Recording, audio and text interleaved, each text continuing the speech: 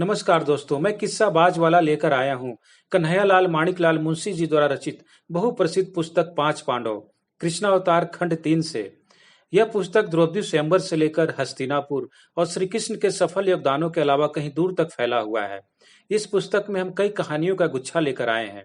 दोस्तों, अगर यह कहानी आपको पसंद आए तो इसे लाइक, सब्सक्राइब और शेयर जरूर करें। तो आइए बिना देर किए शुरू करते हैं हम आज की कहानी। कहानी का शीर्षक है माता सत्यवती।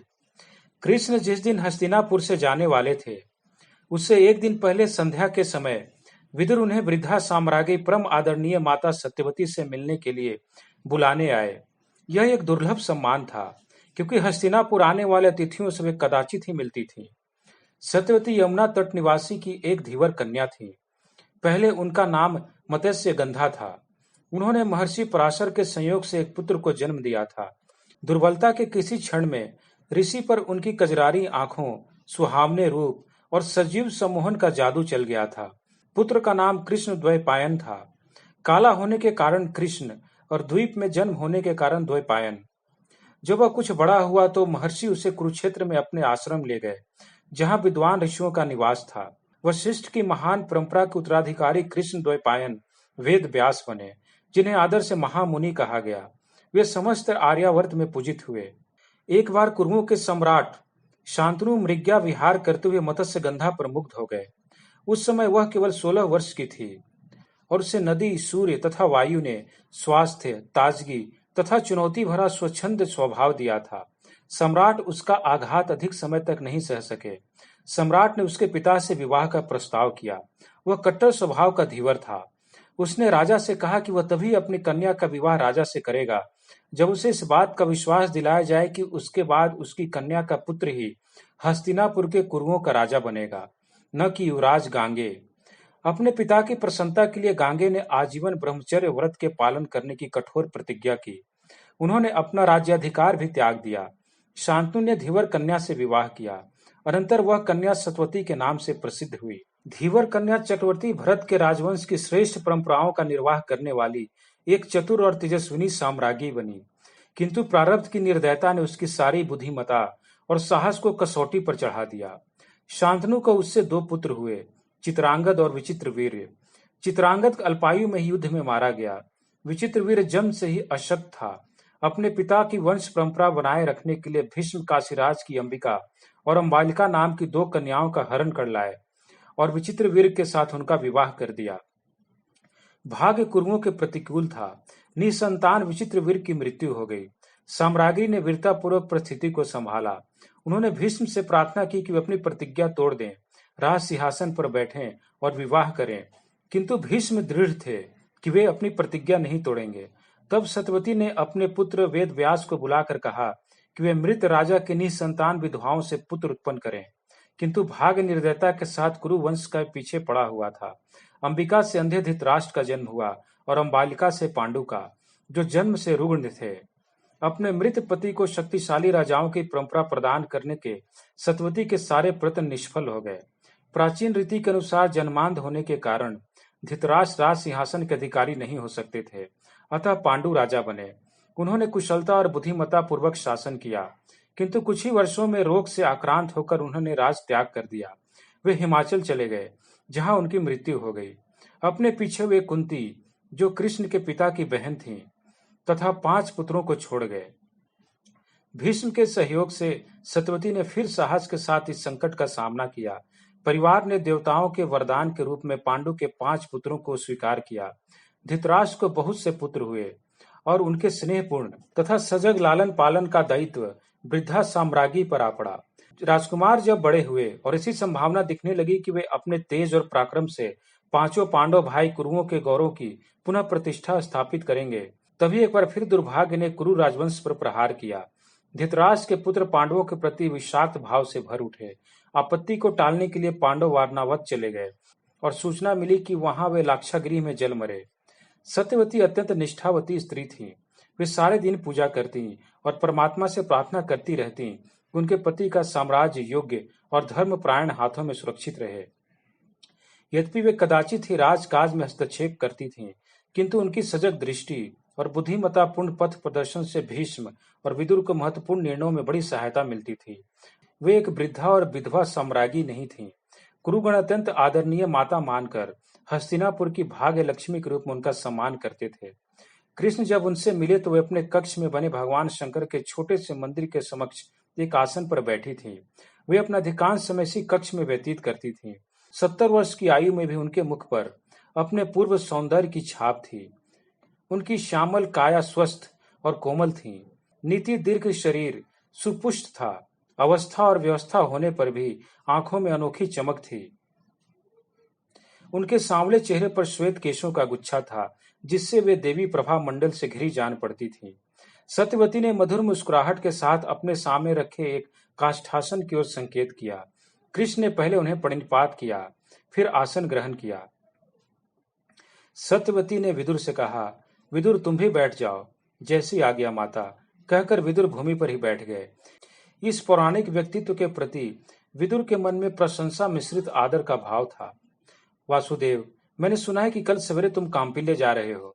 सत्यवती ने धीमी आवाज में कहा। उनके स्वर में मधुरता और वेदना थी। तुम हस्तिनापुर आए, इसकी मुझे प्रसन्नता है। यद्यपि कितना अच्छा होता कि आनंद मंगल का अवसर होता। हमारे ऊपर एक बड़ी विपत्ति आ गई है। कृष्ण ने कहा, मैं तो उस दिन की बाट जो रहा था जब पांडव चक्रवर्ती भरत के गौरव को पुनः स्थापित करते। हाँ, मैंने स्वयं भी ऐसा सोचा था, किंतु परमात्मा की इच्छा कुछ और थी। उन्होंने कहा, वासुदेव, जब तुम द्वारका जाना तो वासुदेव, देवकी तथा बलराम को मेरा आशीर्वाद कहना। तुम्हारे पिता माता जैसे सौभाग्यशाली हैं, वैसे कम ही होंगे, क्योंकि उन्हें बलराम और तुम्हारे जैसे पुत्र मिले हैं। यह कहते हुए भी वे अपने स्वर में विषाद का भाव दूर न कर सकी। यह बात उन्हें कभी नहीं भूल पाती कि उनकी संतान उन्हें सुख नहीं कर सकती। माता, मैं आपका संदेश उन लोगों तक पहुंचा दूंगा। आप सबने मेरा जैसा स्वागत सत्कार किया है, उसके लिए मैं कृतज्ञ हूँ। कृष्ण बोले। सत्यवती ने पूछा, तुम्हारे कोई संतान है? कृष्ण उत्तर दिया, जी हाँ, एक पुत्र है। विदर्भ की राजकन्या से? जी हाँ। उसका नाम क्या है? प्रद्युम्न। जब तुम उससे मिलना तो मेरा आशीर्वाद कहना। जैसी आज्ञा माता। कृष्ण ने कहा, हम सभी तुम्हारे बड़े कृतज्ञ हैं वासुदेव। उन्होंने कहा, यद्यपि उनके स्वर में साम्राज्ञी के योग्य गरिमा स्पष्ट थी। यदि तुमने भानुमति की रक्षा न की होती तो कुरुगण दुनिया को मुंह दिखाने लायक न रहते। कृष्ण मुस्कुराए, अरे, आप तक भी यह बात पहुंच गई। उत्तर में सत्यवती भी मुस्कुराई।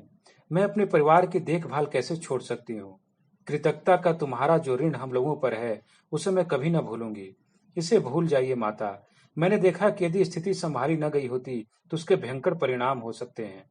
इसकी बात भूल जाइए और मेरी प्रार्थना है कि बेचारी बच्ची को दोष न दीजिए। वह छोटी बच्ची जैसी निर्दोष तथा आवेगमयी है। अपनी उदात्त वृत्तियों के चलते किसी दिन एक महान नारी बनेगी। कृष्ण ने कहा। सत्यवती ने पूछा, क्या तुम ऐसा समझते हो कि यह सब दुर्योधन का किया धरा था? मैं नहीं जानता कि यह सब किसने कराया, किंतु किसी चतुर व्यक्ति ने मुझे फंदे में डालने के लिए वृंदावन के ग्वाले के रूप में मेरे पति भानुमति के मन में जो प्रशंसा भाव है, उसका दुरुपयोग किया गया था। कृष्ण ने कहा, तुम्हारे लिए फंदा? उसका उद्देश्य क्या हो सकता है? उन्होंने पूछा। स्पष्टता मुझे किसी ऐसे बंधन में बांधने के लिए जिससे मैं युवराज के पक्ष में बना रहूं। तुम ऐसा समझते हो? सत्यवती ने पूछा। हाँ, मुझे इसका विश्वास है। कृष्ण ने कहा, वह बुराई नहीं कर सकती। उसने बहन के रूप में मुझे एक उपहार भेजा है। उसका भाई बना रहने के अपने संकल्प की सूचना मैंने भी उसे भेज दी है। सत्यवती ने आवेग भरे स्वर से कहा, वासुदेव, मैंने कभी कल्पना भी नहीं की थी कि तुम इतने भले हो। मैं भला हूँ, यह आपने कैसे जाना? कृष्ण ने छलावे की हंसी के साथ पूछा। मैं बहुत बुरा आदमी हूँ। मैंने अपने मामा की हत्या की, भीष्म की कन्या का अपहरण किया। आप इसका भरोसा नहीं कर सकते कि आगे मैं क्या करूंगा। कृष्ण ने कहा। वह सत्यवती पर यह प्रभाव नहीं पड़ने देना चाहते थे कि उन्होंने हस्तिनापुर की नीतियों का बात समर्थन करने का वचन दिया है। वत्स, वर्षों से मेरी यही नियति रही है कि यहाँ बैठी बैठी मैं लोगों का वास्तविक मूल्यांकन करूं। उन्होंने मुस्कुराकर कहा, तुम जब यहाँ से आए हो, तुम्हारे संबंध में मुझे सूचनाएं मिलती रहती हैं और तुम्हारे लिए मेरे पुत्र द्वैपायन के जो विचार हैं, मैं उनसे सहमत हो गई हूँ। कृष्ण ने पूछा, महामुनि मेरे संबंध में क्या कह रहे थे? सत्यवती ने विजयी मुस्कान के साथ कहा, धर्म की पुनः स्थापना के लिए तुमने जन्म लिया है। कृष्ण आकर्षक विनय के साथ बोले, आप सभी बहुत दयालु हैं। मुझसे जो बन पड़ता है वह करने का प्रयत्न करता हूँ। परमात्मा की कृपा से मुझे कुछ सफलता भी मिली है। कौन जानता है कि परमेश्वर तुमसे क्या कुछ कराना चाहते हैं। उनके मुख पर मधुर वात्सल्य की मुस्कान खींच गई। वासुदेव, क्या मैं तुम्हें कृष्ण नाम से संबोधित करूं? स्मरण रहे कि मेरे लिए यह बड़ा प्यारा नाम है। मेरे पुत्र द्वैपायन का भी यही नाम है। उन्होंने कृपा पूर्वक कहा, यदि मैं तुम्हारी एक सहायता चाहूं तो क्या तुम मुझे खरेपन से और सच्चाई से उसके संबंध में उत्तर दोगे? उन्होंने पूछा। कई दिनों से जो अनिश्चय उन्हें सता रहा था वह अधिक तीक्ष्णता के साथ फिर लौट आया था, अतः उनकी आंखों में याचना का भाव था। प्रश्न जिस भाव से पूछा गया था उसने कृष्ण को द्रवित कर दिया। उन्होंने पूछा, आपको मेरे खरेपन या सच्चाई पर कोई संदेह है? सत्यवती कृतज्ञ भाव से मुस्कुराए। कृष्ण, मुझे स्पष्ट उत्तर दो, क्या तुम मेरा साथ दोगे? कृष्ण ने कहा, मैं आपके साथ हूँ। आप संसार की सर्वाधिक शक्तिमती सम्राज्ञी हैं और पक्ष में भीष्म के होने के कारण आप अजय हैं, किंतु भाग्य के सम्मुख नहीं। उन्होंने धीमे से कहा और चारों ओर देखा कि उन दोनों के अतिरिक्त और कोई उनकी बात तो नहीं सुन रहा। कृष्ण ने कहा, मैं सदा आपकी सेवा के लिए प्रस्तुत हूँ। सत्यवती का मुखमंडल गंभीर हो गया। उन्होंने विदुर पर एक दृष्टि डाली, फिर कठिनाई से सुन पाने योग्य मंद स्वर में कहा, क्या तुम पांडवों का साथ दोगे? पांडवों का साथ? कृष्ण ने आश्चर्य से पूछा और उनके हृदय में आशा की एक लहर दौड़ गई। क्या वे जीवित हैं? यह एक अद्भुत रहस्य है। उनका तो अंतिम संस्कार तक हो चुका है। सत्यवती ने एक बार फिर चारों ओर देखा, फिर उनके सामने बैठे दो व्यक्तियों के अतिरिक्त कोई और उनकी बातें तो नहीं सुन रहा। फिर उन्होंने फुसफुसाकर कहा, जलते हुए महल से वे निकल भागे हैं। निकल भागे हैं? अविश्वास से कृष्ण की आंखें फैल गईं, किंतु उनका तो विधि पूर्वक दाह संस्कार भी हो चुका है। सत्यवती ने अपने ओठों पर उंगलियां रखी। फिर कहा, वे सुरंग की राह से जलते हुए महल से निकल गए। वह सुरंग विदुर के आदमियों ने खोदी थी, किंतु शव कहां से आ गए? कृष्ण ने पूछा। वे कुंती और पांडवों के शव नहीं थे।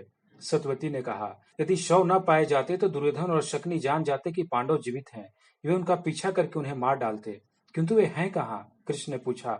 गंगा पार करने के लिए विदुर ने एक नौका का प्रबंध कर रखा था, लेकिन नौका से उतरने के बाद वे जंगल में गुम हो गए। उन्होंने कहा, क्या उनका पता नहीं चला? कृष्ण ने पूछा। यही तो हमारी कठिनाई है। उन्होंने कहा, उनका पता लगाने के लिए हम यहाँ किसी पर विश्वास नहीं कर सकते। यदि हम ऐसा करें तो हस्तिनापुर में निश्चय ही किसी न किसी को पता चल जाएगा कि वे जीवित हैं, तब उनका पीछा किया जाएगा। मैं चाहती हूँ कि तुम उनका पता लगाओ कि वे कहाँ हैं और सुरक्षित हैं अथवा नहीं। ऐसा करने पर तुम पर किसी को संदेह नहीं होगा।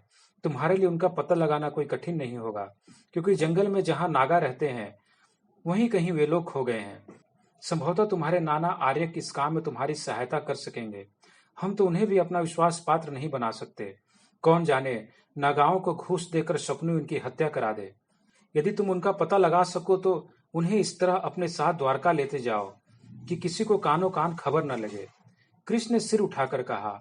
उनका चेहरा चमक रहा था। उन्होंने कहा, माता, आपके आदेश का पालन होगा। पांडवों का पता लग जाएगा। विजयी बनो वत्स। वृद्धा साम्राज्ञी ने संतोष की सांस लेकर कहा।